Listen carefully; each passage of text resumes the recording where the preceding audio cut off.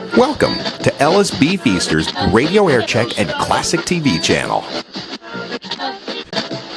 I've got to tune this, cousin.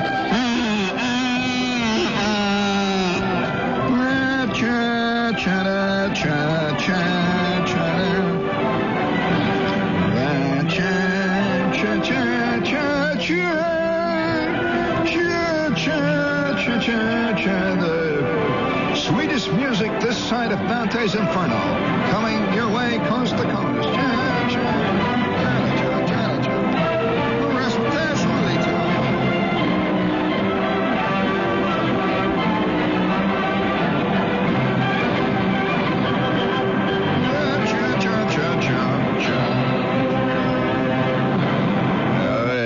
And there's no question about it that all of us are being burned up with those strange, divergent emotions, both applauding the new year and weeping the old year as it quietly disappears and the new one begins to... It'll take me well into July to stop writing 1965 on my checks. Well into July. You know, I've often wondered, seriously, at what point does... well, that's something that I've often wondered about. I've had a feeling that if you wake up some old codgers at 3 o'clock in the morning, you wake him up, you come in, this is the old guy laying there, and he's asleep in his sack, his monastic pallet, and he's got gray hair, and he's got grizzled brow. And you come in there and you wake up. Hey, Ebenezer. Hey, wait. Eb, come on, Ebenezer. Wake up there, Ebenezer. Hey, well, what's going on here? Hey, come on, Ebenezer. What year is it? 1907.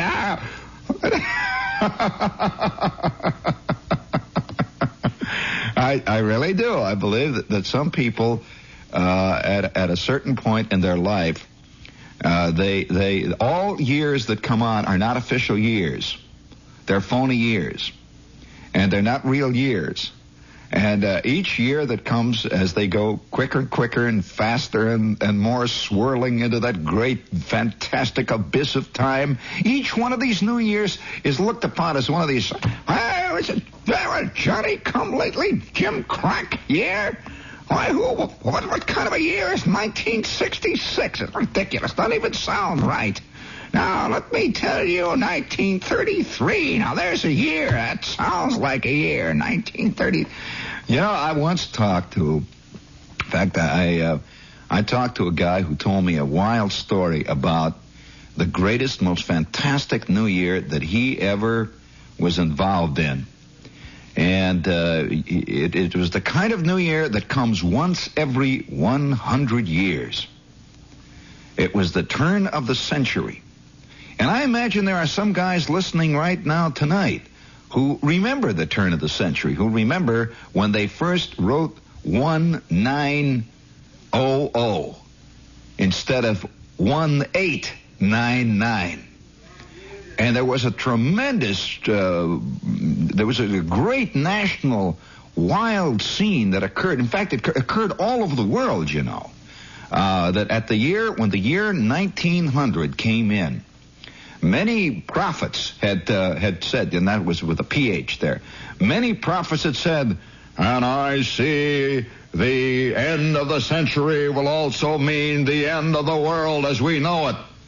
And thousands of people really sat in their homes, hanging on to the furniture, waiting for the end of the world to come just as it struck midnight. Now, on the other hand, there was a great group of people who felt when the new century came in, that it would usher in a fantastic, new, indescribably wonderful life.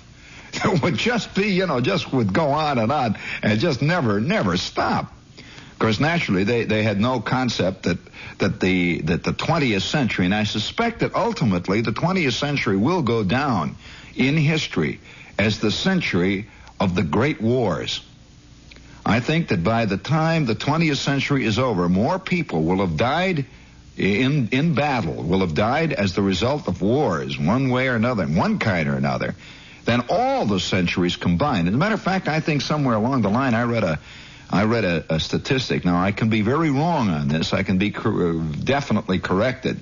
But I gained the impression that I heard that as of about 1960 already, more people had died from wars in the 20th century than all the period of all the history preceding our time. And I have a feeling that this century will go down as the century of the fantastic great wars. And so these guys living at the year 2000 or the year 1900, there were two groups of people. One of them said that the world is ending.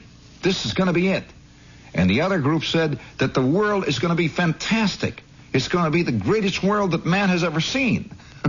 and I suppose a lot of people still think that the 20th century is the greatest century that man has ever known. Of course, that could be called century ego or time ego. I suspect that any century that any guy is alive in, he believes that it's the greatest century that man has ever known. He has to, you know, in one way. On the other hand, you're torn by this conflicting emotion that says, "Oh boy, what a rotten time! Wow." That's why I suspect that we read the historical novels and see historical movies and historical plays. The men of past time always seem to have more passion than the men of now. You know, it's the Tom Jones syndrome. That somehow the guys of that time ate more, they lusted more, and they swung with chicks more, and they hollered more, and they holler when they drink the ale. Evil, bang boy! Wow. Well, I don't know. I suspect it may be just us looking back on that time. I'm sure a guy of that period looking around, he figured, it's not like the old days. Boy, the 13th century, that one really went. And so, so who knows, you know? But the literature on New Year's and the New Year coming in is a fascinating thing to run into and to be part of, to read, because we're all part of time. That's the one thing that all men have in common. Of course, this is the greatest of all cliches, but it's often such a great cliche that you forget about it. You know, we talk about the world today. You hear it more and more said that the world belongs to youth, or that the young today it's as though they're a special breed. You see, it's as though they have some kind of they're like Tasmanians or something. You know, it's a special nationality or something. Youth. Well, this is one of the great illusions. And as a matter of course, it's a fact that the one thing that none of us can ever escape is that fantastic ocean of time. A friend of mine, a cartoonist, Robert Osborne, used to write me letters all the time. And underneath every letter, he'd write these wild letters, and under the letter he would always write, "Beware of the great thief." And he was talking about time, the great thief. And he would always write it on every letter. He didn't write sincerely, Charlie. He didn't write, "Have a good day, Bob." He just wrote, "Beware of the great thief." And you'd get one of his letters, and wow. And I should tell you the story about my friend who saw the year come in. He was living in Philadelphia. I mean, the year 1900. He saw it come in. And he was living in Philadelphia, and he was in his 20s at the time. And he heard all this fantastic crosstalk going on that the world was going to end and the world was going to be great. Then there was a tremendous amount of editorializing about this, you know, a new century. And not every generation experiences a new century, as a matter of fact. And so the day that it came, he said he remembers that it was a kind of a gray, cold, dreary day, and it was raining a little bit, and it was 1899. It was the last day of the ancient century. It was the century of Napoleon. It was the century of a lot of fantastic things that had happened. The century of the Civil War, Abraham Lincoln. It was the century that saw Queen Victoria. It was the century of all the fantastic characters of the 19th century world. And there were editorials, people writing about it for months beforehand. And there was fear. There were all the churches were open that night. And there were great sermons being preached. People walking around the streets, clinging to one another. There was fear and all that. And then suddenly he says he'll never forget, it was midnight. And everyone sat there for a minute, and they were still there, you know. Aunt Minnie was still sitting in the corner in her bad leg, and Uncle Fred was still sitting over there chewing his tobacco and spitting on the floor. And it was suddenly the 20th century instead of the 19th. It was the 20th century. They sat there for a couple of minutes, and then he says you could hear the church bells ringing out all over the city, everybody yelling and hollering. They poured out into the streets, and he said it was probably the biggest mass riot that the country had ever seen. It was just wild, insane sights on the year 1900 when it came in. And he said he will always remember that because of the great fear that it was going to be the last day. A lot of people thought that this was the end of it. It had been building up. And I'm sure that there are a lot of guys listening tonight who will see the year 2000 come in. The year 2000, can you imagine how wild it must be to write 2000 on your checks? There's a lot of guys still alive, still listening, probably tonight, who saw 1900 come in. And these two groups of people are still walking around. They're still talking. Well, no wonder there's so many superstitions about New Year's. Is this a thing that happens in the East at all? Have you ever heard of the pickled herring superstition in the East? Did you ever hear that one? I think that's a superstition, not a superstition, a custom, really, I should say.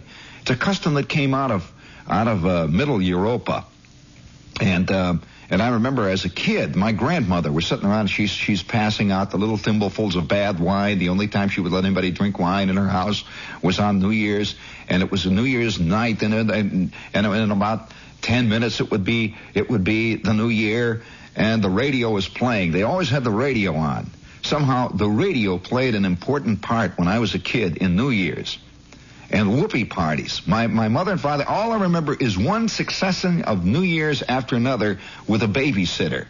Or with my grandmother. All the cousins would be at the grandmother's house, and all the aunts and uncles and the whole crowd would be off somewhere having this big whoopee party for New Year's. And quite often it was a costume party. I remember my mother would always dress like a clown. You don't see that. But my grandmother, with all the kids sitting around, she would say, well, it's time for New Year's now, and it's 10 minutes to midnight, and she would give us this little tiny thimbleful of wine, and she would come out with this plate of pickled herring. And we were all supposed to be eating pickled herring or something, eating pickled herring when the New Year came in, and that meant good luck to everybody. That if you ate pickled herring on New Year's, it was going to be nothing but, peaches and cream for the next year. That's what they believed. And so New Year's had all kinds of, and it's always been that way. And would you like to hear some New Year literature? I mean, some guys that have really written about it. This is here. Let's get this one out here. How about Robert Service?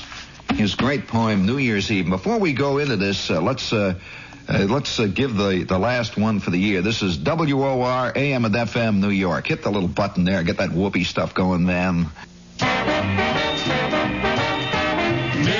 There's a real whoopee for you. This is WPAI in New York. That's no substitute. There's only one champagne of bottled beer. Sparkling, flavorful, distinctive. Miller High Life. Brewed only in Milwaukee from a century-old recipe, Miller High Life has a rich heritage and tradition. A bright, clear taste. Unequaled, unquestioned, unchanging. Available on tap, in cans, and in the familiar crystal clear bottle.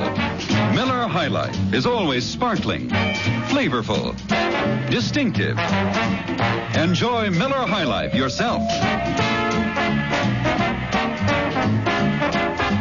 Miller High Life, the champagne of bottled beer. Yes, Miller High Life, the champagne of bottled beer. Yeah, I'm going to leave my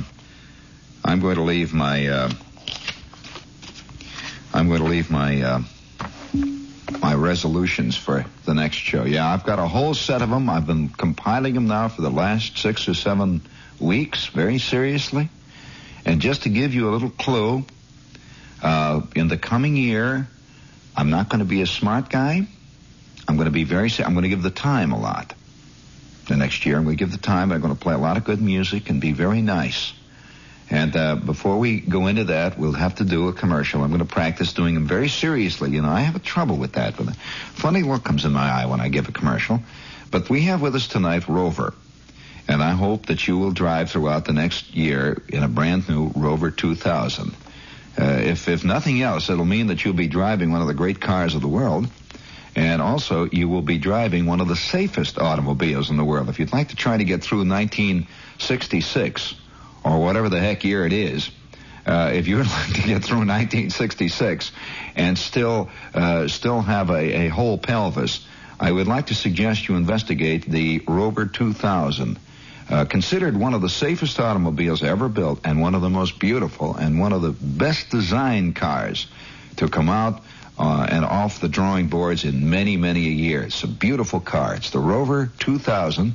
And if you would like to see a picture of it, we'd be glad to send you a little brochure that's in 4 colors and just sings there. Send your name and address to Rover. That's what they call me here, Rover. And I got the itch. That's Rover in care of WOR, 1440 Broadway, and we'll be sure that. And by the way, you'll get the itch once you take a look at this thing. Oh wow, man! All right, now let us return. Oh, before we do this, we will be at the Limelight tomorrow night in full fettle. In fact, I've been having my fettles cleaned all week. For this particular program, we will follow the opera at the Limelight immediately following the big opera. What is it, Aida? Is it Aida? Madam Butterfly. How fitting to celebrate the year going out with a tear-jerker of the first water. And I will follow that, and I will tell you the famous story of how my Uncle Carl lost his false teeth 10 minutes after the new year came in and did not find them till the next day. And the denouement where he found them is even funnier, sadder, and more tragic. So if you'd like to have a big New Year's Day, let's get it off great. We'll be at the Limelight, and incidentally, we will follow on the air immediately after the opera, but we will be doing a live show before that at the Limelight itself. And now back to reality. Okay, would you please give me my low-down, knocked-out blues? Just lay it in there, man, because there's no question about it. We are all torn by those two conflicting emotions, celebrating a year that's coming in and regretting a year that's going out. A year lost irretrievably. This is Robert Service, writing in the year 1903. My glass is filled. My pipe is lit. My den is all a cozy glow, and snug before the fire I sit and wait to feel the old year go. I dedicate to solemn thought amid my too unthinking days this sober moment, sadly fraught with much of blame, with little praise. Old year, upon the stage of time you stand to bow your last adieu. A moment, and the prompter's chime will ring the curtain down on you. Your mien is sad. Your step is slow. You falter as a sage in pain. Yet, turn, old year. Turn, old year, before you go, and face your audience just once more. Once again. That sphinx-like face. Remote, austere. Let us all read, whate'er the cost.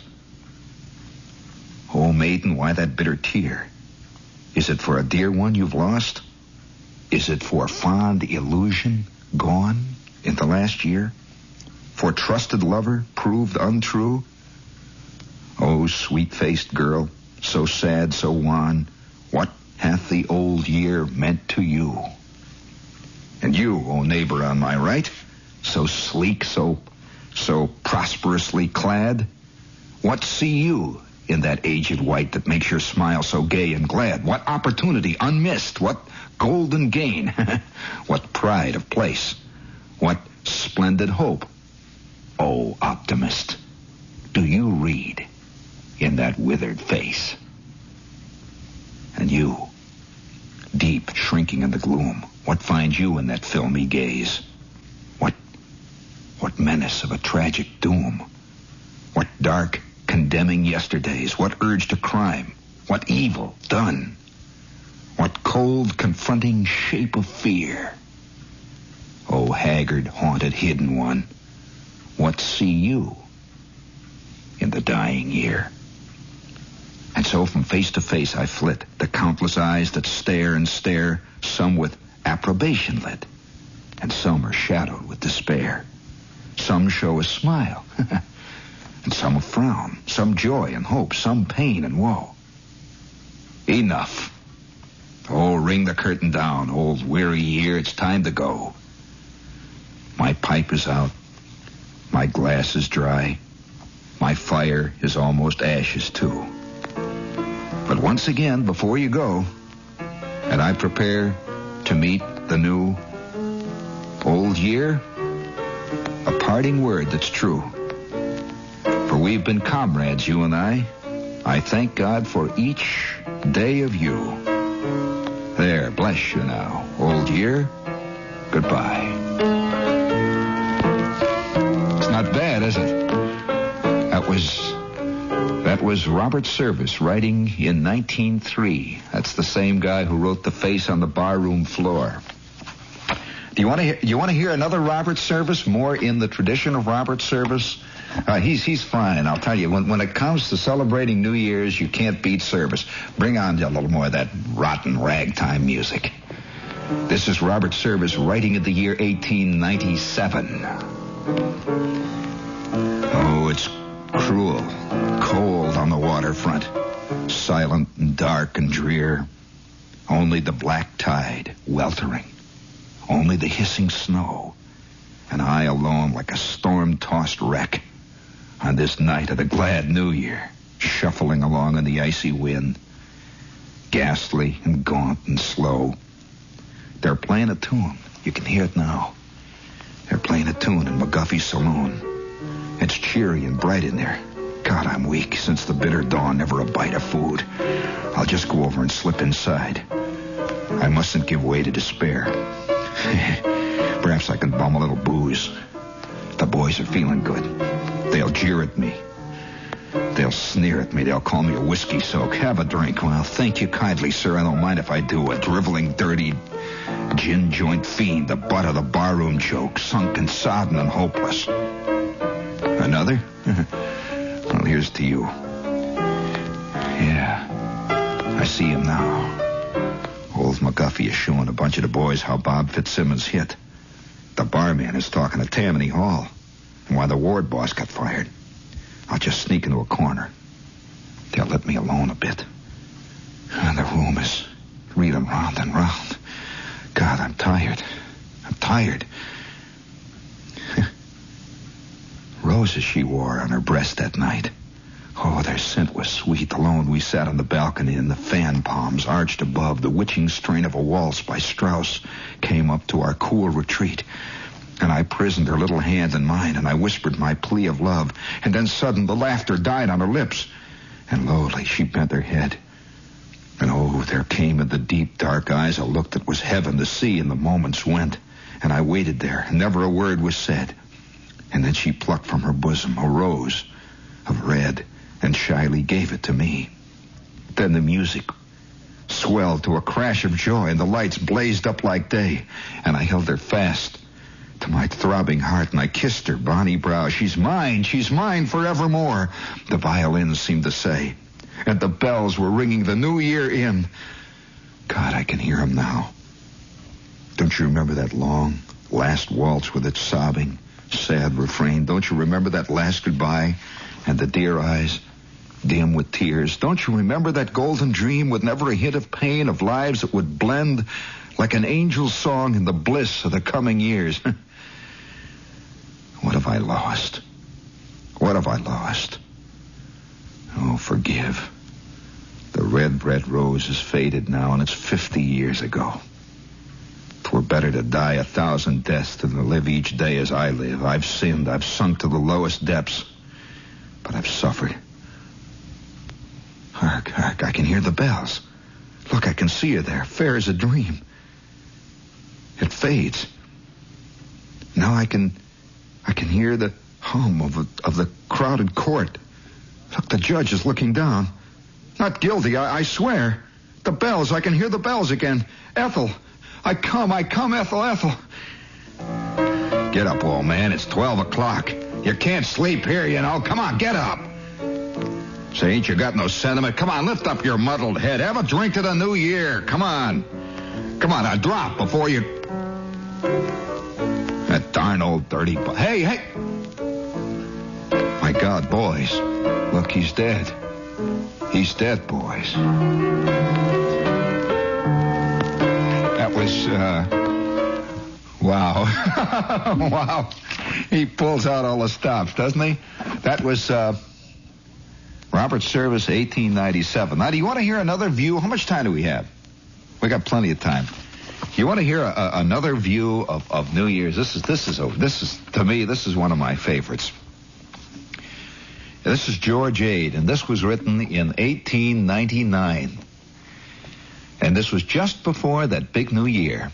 And as a matter of fact, there is talk that Ade wrote it to spike the ideas that everybody had at that time that the year 1900 would bring the millennium. This is called The Fable of Successful Tobias and some of his happy New Years. A little music. I think just a little touch of that low-down, dragged-out music. That blues. That rotten, raunchy, stinky, hairy blues. Da-da-da-da-dee-dee-dee-dee. Oh, yeah. Once there was a financial heavyweight. The milestones... Listen to this beautiful line. Once there was a financial heavyweight, the milestones of whose busy life were strung back across the valley of tribulation into the green fields of childhood. Like most of our aristocrats, he got his start out among the corn rows. His youth was spent very happily, but he did not get on to the fact until years later. He used to work 14 hours per for his board and his clothes, and his only dissipation was to take in the Swiss bell ringers once every year. At the close of each year, on New Year's, he was permitted to attend a watch meeting at the Mount Zion Church. The watch meeting is a form of gaiety invented a long time ago by someone who was not feeling well at the time. The outfit were supposed to sit for 3 or 4 hours on the hard benches, meditating on all the low-down, ornery things that they had done during the old year. Some of them had to hurry in order to crowd this line of meditation into a brief 4 hours. Now and then, a local high guy with throat whiskers would arise and talk for a short time on the subject of death, and wonder how many of those present would be taken in by the Grim Reaper during the next year. Just at midnight, the sexton would toll the bell so as to cheer everyone up. And then each of the merrymakers would go home and eat a piece of mince pie and a bellflower apple and retreat to the feathers, feeling a little ashamed for having stayed up so late. Later on, after Tobias moved into town and began to wear store clothes and stand-up collars and put oil on his hair, he encountered another kind of New Year's Day. The era was that of the open house. All the women received, and the men went over the entire circuit and traded job-printed cards for something to eat and drink. This made it fine for those who were not ordinarily invited into the best homes. The men roamed about in great flocks, and usually they had a hard finish, for it was customary in those good old days of democratic simplicity for every true gentleman to take a drink when it was proffered by the hand of a lovely woman. And lovely women seemed to regard it as her assignment to put all of the nice young fellows to the bad on New Year's. It was customary to mix tea, coffee, sherbet, lemonade, eggnog, artillery punch, fizzerine, and straight goods, until the Happy New Year looked like a scrambled rainbow, and the last caller was sozzled to the ears. Old Tobe used to go out every New Year's Day to meet the good lookers and fuss around with them, for those were his salad days. He made it a combination salad and philandered about a bit, about 7 years before he took the big risk and bought a home with a mortgage attachment and finally settled down. And then the Happy New Year's began to have an entirely new meaning. He drew a red mark around January 1st, for that was the day when he had to make the books balance and take up some big note that was hanging over him like a storm cloud. His usual plan for celebrating the Happy New Year was to sit in his office, figuring on how to trim the payroll and sneak up on selling prices and keep out of the sheriff's hands for another 12 months. But, as it comes to some men, the time came when Tobias could take out a pencil on December 31st and compute a net profit big enough to fill a furniture van. To all intents and purposes, he had come to the high ground where he could now afford to sit down for a while, by George, and enjoy the scenery. He certainly possessed all the accessories of a Happy New Year. He had a bankroll, a house on the boulevard, and a wife who was slowly but surely worming her way into society. He had a son attending a high-priced university in the East and gradually accumulating a phony Oxford accent, while his daughter was at a school which used the French novel as its textbook. So, after all these years of struggling, Tobias knew what it was to have a genuinely Happy New Year. For when the children came home for the holiday vacation, the busy Mrs. Tobias gave a big dancing party on New Year's Eve, to say nothing of a couple of luncheons and a formal dinner. At these glittering functions, the family did what it could to keep Tobias in the background. For while he was a corker when it came to doing a fountain pen specialty with a checkbook, he was a frosted turnip when chucked into a suit costing $100 and put down in a Marie Antoinette apartment with a lot of Chaunceys who had been educated in the East. He celebrated the glad New Year by standing around in doorways and looking mournfully at the lightweights who were doing the cotillion, and each of them having the time of his life. He saw his wife hobnobbing with a human pickerel whose only excuse for being on earth was that he looked well in evening clothes. Daughter was dancing with a lovely specimen of the night-blooming rounder, and son was out passing cigarettes around, and no one was paying any attention to the provider. So he made a quiet retreat to his own room and had a glass of milk sent up and read the market report and managed to put in a pleasant evening after all, seeing the old one out and the new one in.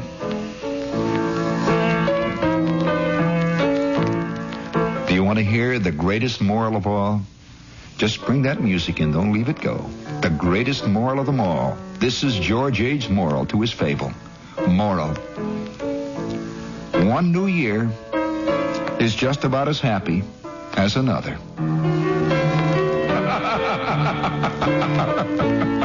How's that for realism? And that came out in 1899, and that was the year that everybody was looking forward to the great, fantastic moment when 1900 would come in, that would usher in World War I, that would usher in World War II, that would usher in the Korean War, that would usher in the atom bomb. Oh, wow, man. Do you want to hear another one now? You hear it? All right, all right, I've got another one here. This one is about prophecies. And this is written by another American writer. All these are American writers and what they've said about New Year's. And, of course, one of the big things that you read every time the new year comes in, I'm sure there's going to be 25 magazine articles, if not entire magazines, published on the premise of forecasts of 1966, predictions of things to come by all the experts. Oh, man, you know. And this is a big hoopla. And wouldn't it be great to be an expert? Have people call you up. Oh, what do you think of 1966, Charlie? What's it going to look like? Well, the way I see 1966 is, it's going to have well over 360 days. I figure that the sun's going to be coming on a lot. I figure also we'll possibly have some rain. Now, we may not have, and this is, you can quote me on this, I know it's going to get a lot of people sore, we may not have as much as some people think.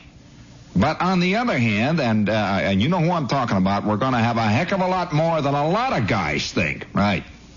Now, there's going to be other things, too. There's going to be a lot of guys having fist fights. I predict also that we're going to have several very hot days. Yes. Yes, put me down for that. Mm-hmm. And I predict that around the end of the year, there will be a little snow. Yes. Uh-huh. Okay, thank you very much. Yes, the great generalities that go clattering down through history. And I can already see it's practically in type now. The magazines predicting. How much time do we have? The magazines predicting predicting the future. And almost all of them, of course, are filled with that kind of generality. The world is going to be brighter in some quarters next year. We feel that the civil rights fight will continue to make headway. There will be, of course, a continuing battle against that. I could just see it already, I could see it. Certain areas of our economy will boom beyond all expectation, while others will sag unaccountably. And the great generalities where you're covered from all ends, and then at the end of the year you can turn back and look. There will be a certain amount of violence in 1966. However, in certain quarters, violence will be on the downgrade, and people will be more inclined to discuss their problems. So you're covered on both ends. That's known as the open-ended cop-out, which is the main product of prophesiers of one kind or another, whether they look at the crystal balls or whatever it might be. Have you noticed that no matter how many years we live on this planet, there are people who are always willing and able and delighted to believe a Swami? Have you noticed all this hoopla? I hope the next year, if I hope anything else, we'll see no more articles about ladies who foresee the future by looking at the crystal balls in magazines that purport to be serious about anything. Serious. I hope I see. But of course, we will see that. There will be another lady who will be able to tell whether or not the president is going to sign the bill or whether it's going to be the end of the war by looking at the fur on a caterpillar, and she will make her statements, and people will take her seriously. All right, give me a little rotten low-down music. This is a guy writing in the 1920s, which was a period of uncommon reality. It was a period, yes, it was. It was, strangely enough. On the one hand, I think the 20s are fascinating, literarily speaking, because on the one hand, you had this wild, fantastic growth of the Rotarian-type Babbitt, the optimist, the Lions. So all this stuff was really booming in the 20s. And on the other hand, you had a strange undercurrent, maybe perhaps as a kind of a counter-irritant to the Babbittry that was extant. You had a peculiar kind of reality that you don't really see much today in writing. And this is an example of it. This was a little poem that appeared in one of the New York papers, I believe it was the New York World, in the 1920s, written by Archie the cockroach, who was a little cockroach who had been a poet in his previous incarnation and was now a working cockroach in the city room of this newspaper. He worked for its boss, Don Marquis, and he would come in every night and bang out these little poems on the typewriter of Mr. Marquis using his head, and because of that, he could not use capital letters, which put him right in the league with E.E. Cummings. All right, now would you please bring me a little rotten, low-down music? This is what Archie the Cockroach said a couple of days before New Year's, right in the middle of the wild, exuberant 1920s, when everyone was predicting that just around the corner there would be a fantastic rainbow and there would be a moon in everyone's garage.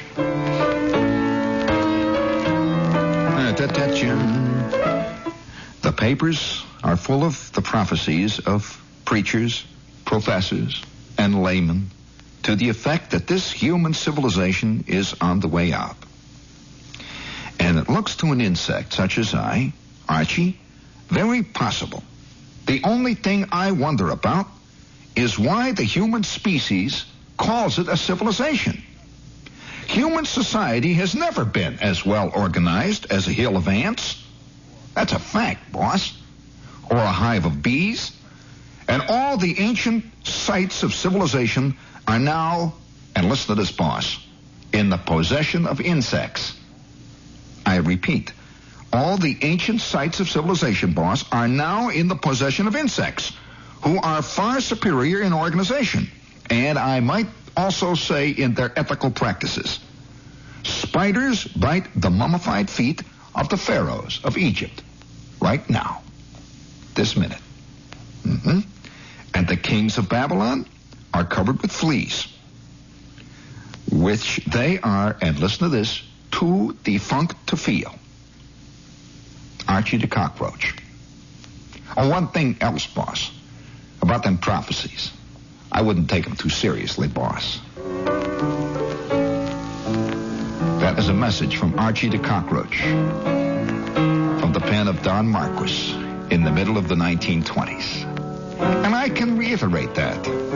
I likewise feel, oh, friends and neighbors, fellow denizens of this little pond known as the 20th century, don't take them prophecies too serious.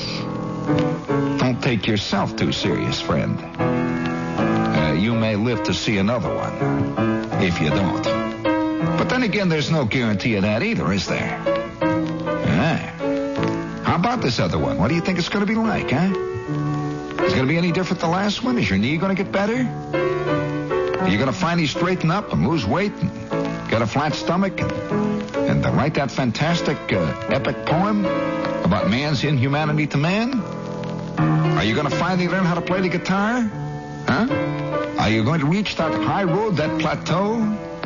As George Ade put it, the high ground, where you can sit back on your oars and look around and say, this is it, Vil, man? Or is it just going to go dragging along? About the middle of January, you'll already forget that it's a new year. That sounds a little more like the correct and true prophecy. I repeat, by the middle of January, you'll look around and forget that it's a new year. Rasmataz and the roadie toot. Ba ba ba ba ba ba ba ba ba. Oh, New Year's come, and New Year's I say go. But all along, baby, we just keep dragging our New Year's behind us. It ain't no turning around, baby. No going back. Ba ba ba ba ba. Oh, I was gonna sleep in the kitchen with my feet in the hall and drink mighty water to celebrate the new one coming in. So, hail and farewell 1965. Yes, sirree. Good night, sweet prince. 1965's Bill gone and lost. Ba ba ba boo ba. Hooray for 1966, dead man. All the way. Ba ba ba do do do do da da. Oh, I seen him come, I seen him go, but this one looks mighty good to me. Pa pa da. Oh, man. So, keep your knees loose and keep your eye on that bouncing ball. Be sure to keep a stock of Neatsfoot oil on hand. You never know when they might smack one out in your direction. You got to have the old glove oiled up. Maybe the Mets will go all the way this year. Who knows? Maybe Joe Pepitone will come through. Who knows? Maybe Shepard will come through this year. Who knows? Maybe you'll come through this year. Who knows? Hail and farewell. Hail and farewell. We will see you tomorrow night at the old Limelight. At the old Limelight.